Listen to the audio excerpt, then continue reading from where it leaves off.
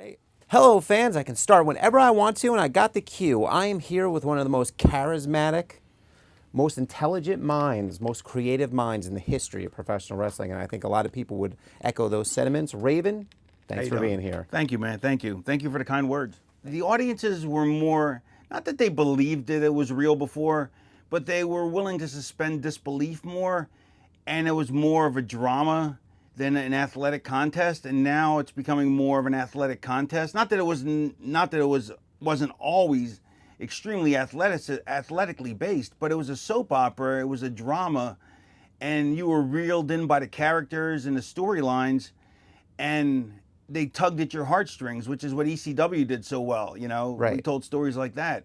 But I don't follow it now, so I mean, I kind of keep a cursory update on what goes on because it is what I do. So I kind of want to know what's going on, but I really don't. I haven't watched wrestling, like I haven't watched an episode of Raw since 2000, I don't think. And Wow.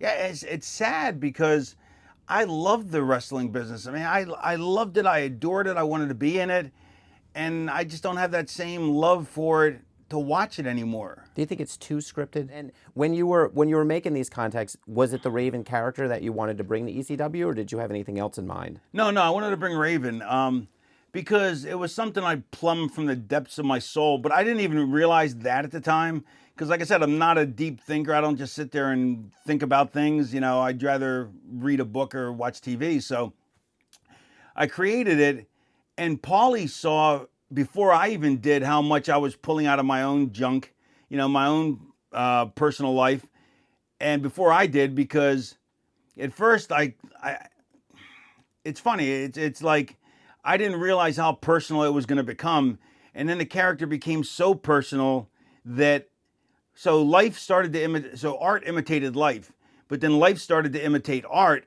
when I started to become a bigger, you know, getting worse in drugs and alcohol, because in some perverse way I was trying to stay true to who I created, to Raven, even though Raven was based on me. But so Right, that's life interesting. imitated art. I mean, art imitated life, but then life started to imitate art, and that's when things went downhill.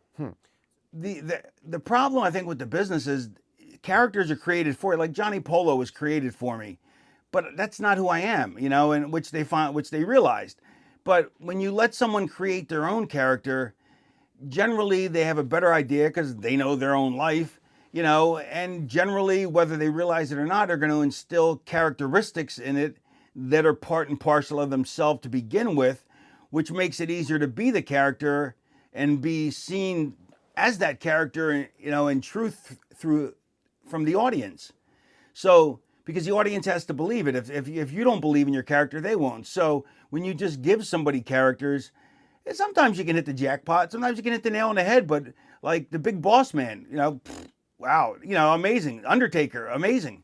But for the most part, when you're just doling them out, it's not like we're casting agents. You know, it's not like in Hollywood where they have people whose job it is to cast parts, but that is what happens. Like they'll come up with an idea and say, "Oh, we need a pirate. Oh, let's make this guy a pirate because he has a glass eye," you know, or something. Um, and that's how roles are cast in the wrestling business. But in the old days, the business, you became who you wanted to become, and if it sold, it sold, and if it didn't sell, then you went back to the drawing board, or you got out of the business, or you know went into construction or something. Look at the Young Bucks; they're selling shirts in a Hot Topic. I mean, Yeah. think about that. They're not even on an American TV show, and yet they're selling shirts at a national chain. That to me is mind-boggling. You know, that they would have such a large audience without having any national TV exposure, to be able to move merchandise, to be able for a national chain to go, we think we can make money with these guys, and they're not even on TV, you know, and probably, you know, 80% of people that go to Hot Topic probably never heard of them, but the 20% that have are going to buy enough stuff, and that to me is amazing. So there is a revolution. It's just not concentrated like what Paulie did. The original idea was I was gonna come in for 3 months to get Dreamer over. Right. Paulie didn't realize what I was doing with the character. He thought I was gonna do like a Misfits grungy version of, you know, but still a comedy character because that's all I'd done before. You know, Right. was chicken shit heels, and that's what he thought it was going to be. But when he saw it wasn't, that's when the wheels started turning. And I told Paulie before he even realized that that's what it was. I said, look, we need if you want me to get him over quick, we need to have a backstory. Because if we have a backstory, there's already emotional investment tied in. We don't have to. We can skip 3 months of programming. You know, we can just jump into the meat of the program if there's a backstory. So I came up with the backstory with when he gave me Stevie, and but I came up with the backstory of the summer camp, which me and Tommy were talking about that yesterday. We don't even know the name of the camp. Right. So you're in the middle of this feud, and it's over. And it's hot. Where did you see it going? Did you could this have been a feud that could carry on for years and years and years, or did you see an ending to it? No, Paulie. That was Paulie. Paulie put in the Dreamer Never Beat You, and so when it came time for me to leave at the pay-per-view, me and Tommy both lobbied to Paulie, don't beat him, don't beat Raven. You know, let's keep it. Raven will be back, and Paulie's like. And I respect Paulie because, like, you know, he couldn't know that I'd be back in 2 years, and he couldn't count on that, you know. And he had to get his mileage out of me. I had to put Tommy over, you know, to make, you know, to finally give catharsis to the feud. But you know, I mean, you know, in hindsight, sure, we never should have done it. And me and me and Tommy both thought we never should have done it. But from Paulie's point of view, we absolutely had to do it. I totally see that. So you're in the ECW, and WCW comes a knocking. Is that a strictly financial motivation, or are you discontent in your ECW run when they come calling? No, I'm not discontent at all. But I always wanted to play. I always wanted to be the number one guy in the number one company. You know, and so. Did you feel you weren't that? I thought I was the number one guy in the number three company. Right. You know, I mean, there's going to be people who are going to argue saying that they were the number one guy in the number three company, but regardless, I was in the top five. You know, right. I was in the deck of if you were going to shuffle the cards of who were at the top, I was one of the cards. But I wanted to play on bigger. You know, I wanted bigger fields, bigger money.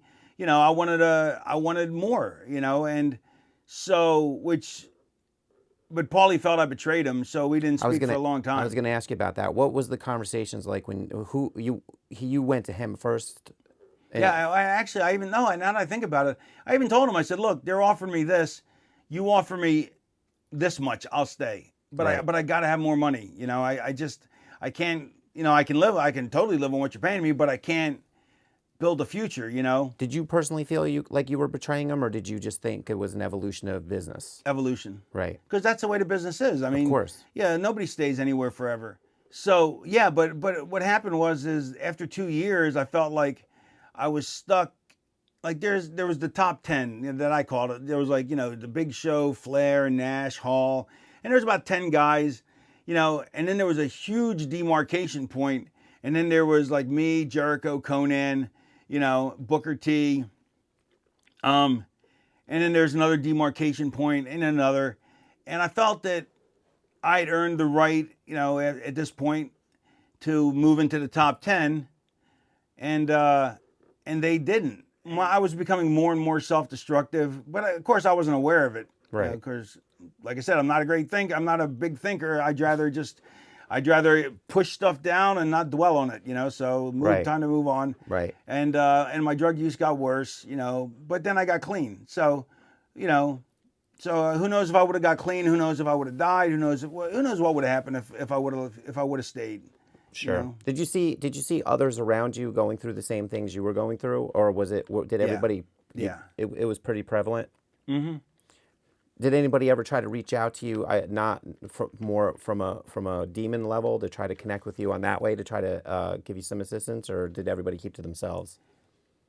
No, I mean, I don't think people realized how bad I'd gotten, you know. I mean, because I was really good at kayfabing it, you know. Right. I was good at holding my drugs, you know. So, but Paulie, you know, for anything people say about him, Paulie was the first person that he saw a needle mark in my arm, and he's like, you need to quit that right now and get help, you know. When was that? Was that when you went back? Yeah, when I went back. Yeah. Okay. And that's when I went back is when I started using shooting on OxyContins, and then that wasn't for very long. It was only a couple months before that, from the time I started probably till the time I quit doing drugs. Period. Right. Early matches of CM Punk. CM Punk. Yeah, no, like it's funny. I always say this, but it's true. He thought he was the best in the business, and he wasn't, but he ended up becoming exactly what he thought he was. Right. Yeah, it's amazing. He really became he really became unbelievable. When all of a sudden you go from whatever you said being somewhat important to being completely important to everything, because once you're famous, everything you say, people really, it's hard not to let fame get to you, and right. And then if you feel like you don't deserve the fame, then who do you get mad at? You get mad at the fans for liking you, and so you take it out on them, your own insecurities. So so it can be it's kind of fucked up. Double-edged sword. Yeah, but that's only if you don't feel what you've acquired is worthy. If you don't feel worthy of it, and I think that may have been. I don't think I felt worthy of it for a long time, and so if I may have treated fans not. I always tried to treat them well, but I may not have treated them as well as I should have. Right. Which I try to now.